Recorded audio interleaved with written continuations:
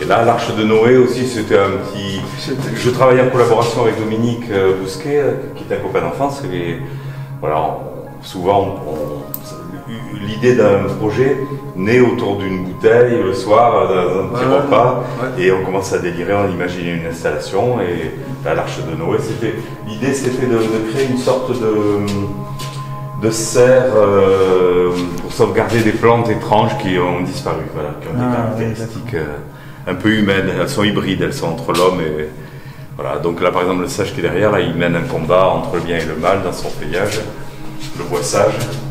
C'est son évolution personnelle, là, son cheminement. La Rubens des Bois, en principe, il faut la mettre en face du tronc qui mate, là-bas, mais c'est un camp naturiste là-haut dans le feuillage en fait. On voit. Ouais. Les culs nus, quoi. Voilà. Bon, ça reste soft. Physique. Il y a un flou artistique exprès. Voilà. Ouais. Voilà, c'est moi qui ai des problèmes de vue, mais... Bois, c'est du médium.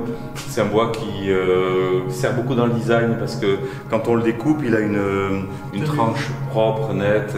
Et on peut... Vous le découpez avec quoi?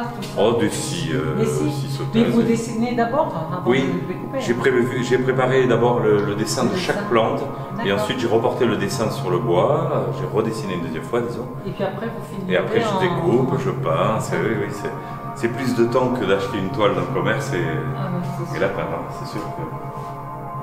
Mais le résultat est plus spectaculaire. Et le bois ne boit pas? Contrairement à moi, non.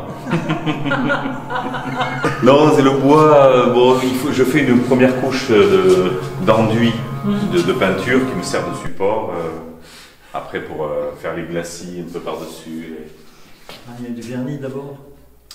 Un glacis. Un glacis, c'est des couches successives, transparentes un peu. D'accord. Par-dessus. Pour Et protéger. justement, celle-ci s'appelle le couteau rouge, puisque j'en parlais.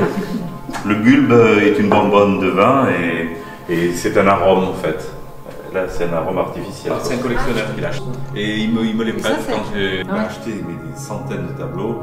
C'est un mécène pour moi. Je loue mes installations, mais D'accord. le labyrinthe, bon, est à moi pour l'instant, mais c'est jamais D'accord. ce qui pourrait se passer.